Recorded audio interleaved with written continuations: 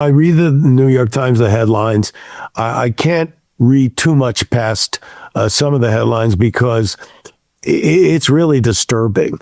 I mean, for those of us, my wife, her mother was in Auschwitz, and she lost her entire family there. She was the only survivor. My Uncle Charlie was part of D-Day and fought in 11 major battles. My second father is Norman Lear, who is another big figure in my life. He flew 52 bombing missions over Nazi Germany, and millions of people died so that we wouldn't have what we see happening now in America. And that is a very disturbing thing. And make no mistake, this is where we are right now, and we have to become aware of it. And what do we do about that? Well, we have to do whatever we can. And so I'm trying to push back as best I can in ways that I know how. And hopefully we can preserve democracy, because it's a 250-year experiment that has, in fits and starts, improved itself. I mean, there was a time when women couldn't vote. Now they can. There was a time where black people couldn't vote. Now they can. There was we had a black president. We've been flawed, incredibly flawed, but we've moved forward. We continue. This is the first time I'm seeing this thing that is so difficult to hold on to, that is so ephemeral, being destroyed in less than a year. And the vestiges, they say, well, all the institutions aren't holding.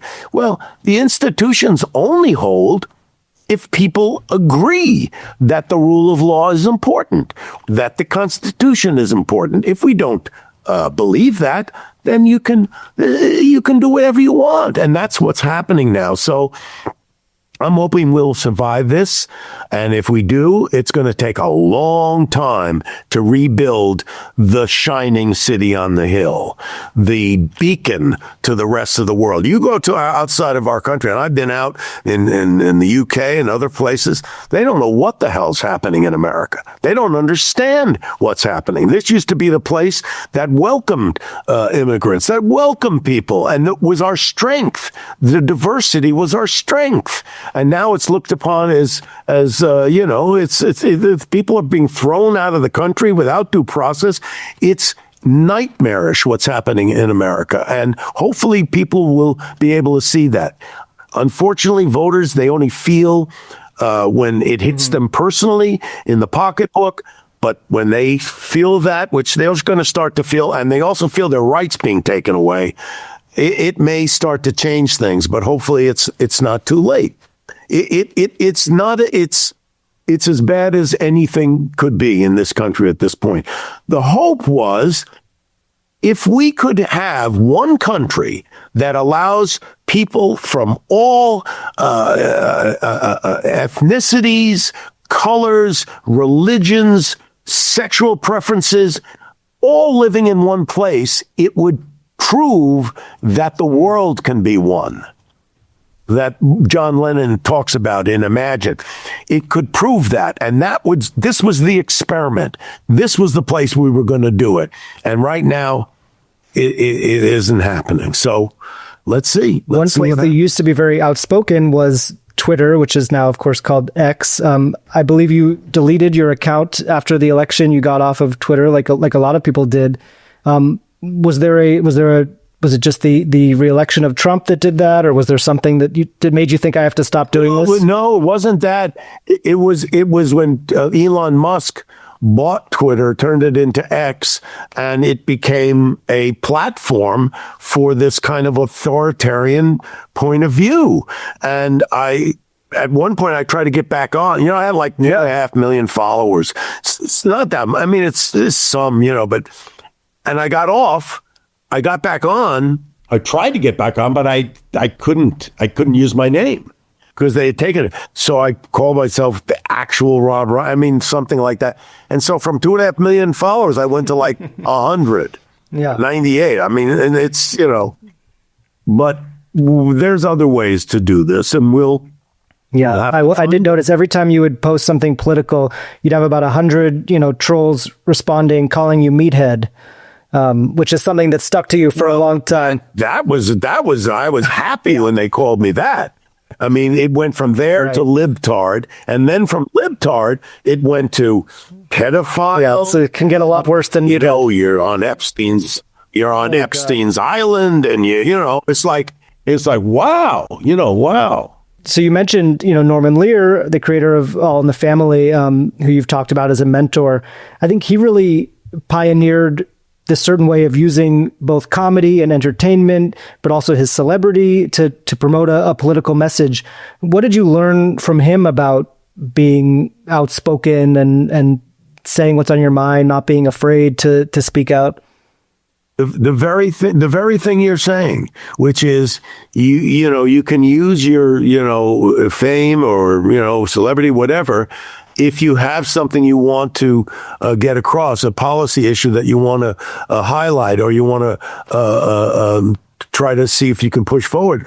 You can marry those things, but you have to listen. I'm going to be called these things no matter what, but there was never a time that I went on to talk about either early childhood or marriage equality or environment that I couldn't answer fifth, sixth, seventh tier questions, because I'm going to be tarred as a celebrity, and show that and dribble or whatever they think they say. But I can go on with Tucker Carlson. I can go on with Laura Ingraham. They can't stump me. Because I've worked in government. 7 years I was up in Sacramento running a commission. I know how policy works. I know the intersection between policy, politics, and programs that push a policy forward. You can't ask me a question that I'm not going to have the answer to. So you can call me whatever you want, but I'm going to know that I know what I'm talking about. And listen, I had a good conversation the other day with Jane Fonda. And Jane has a certain reputation too. And she said something that was very, hit me, which is during the 50s, there was McCarthyism. And there was a contingency in Hollywood that pushed back on it, because Hollywood, people were being blacklisted and couldn't get jobs. And there were people that formed a commission, a group to push back on it. Her father, Henry Fonda, was part of that. And she said there has to be something where we can galvanize people who are famous, because you get attention. They can criticize you, but you get attention. Yep. Look at Donald Trump. He's got all the attention in the world and doesn't know what the hell he's talking about. But you can get attention, and maybe there's a way that we can harness that to start pushing back on autocracy and fascism. And we haven't figured that out yet, but hopefully we can. So several years ago, I had the great honor of meeting you and your father, Carl Reiner, together at the Chinese theater ceremony where you dipped your hands and your feet there. And I remember you joking about that you should have dipped your bald heads in the cement, but I guess they didn't let you do that. But I think I told you this at the time, but I wanted to tell you again that you each made a movie that is not only among my personal favorites, but is very personally important to me. My wife and I, our very first date, we watched The Jerk, which is your father's movie. And then long before that, the first movie that I ever saw in a movie theater when I was 3 years old was The Princess Bride, which had a huge impact on me, even as a 3-year-old, and then continued to be one of my favorites to this day. So talking about that movie, I mean, it's still such a perfect film to me. Did you expect it to endure like it did? I mean, like Spinal Tap, to have as many quotable lines and pieces of the culture in it. No, you never know. When you make a film, you don't know what's going to stay and what's not going to stay. I was in All in the Family. There were young people that never heard of this show. They don't even know what it is. And this is the biggest show that was ever on television for 5 years straight. And 40 to 45 million people watched it every week, and they had to watch it when it was on because there was no DVR, there was no tapes or anything like that. So, you never know what's going to last, and things will last for a while, and then even those things go away, So you have to do something that you like, that you enjoy doing, and you like the process, and whatever happens to it, happens to it. But 3 years old, I'm curious, weren't you scared by the rodents of unusual size? Terrified, yeah, traumatized. It was that was tough, but I stuck through it, and I stayed. But yeah, that was a challenging one, I think, for my parents as well. On that film, on Princess Bride, it was scripted. It was based on the book and everything.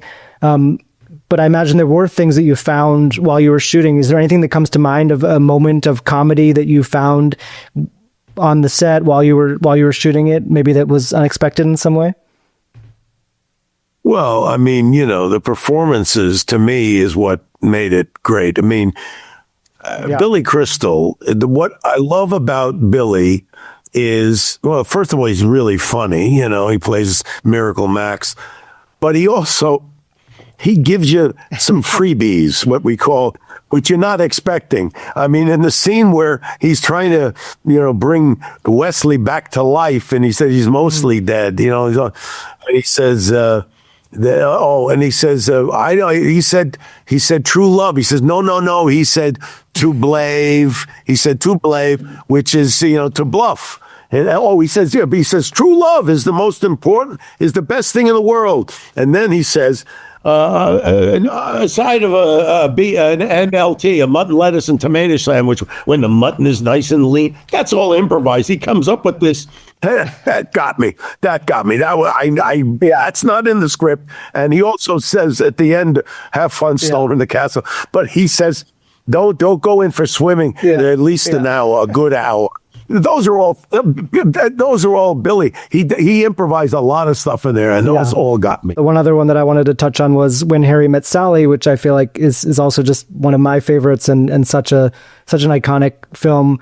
For me, I think what really makes it transcend other rom-coms is how it includes both the male and female perspective really in even measure, and that's really because of the way you made it with Nora Ephron, right?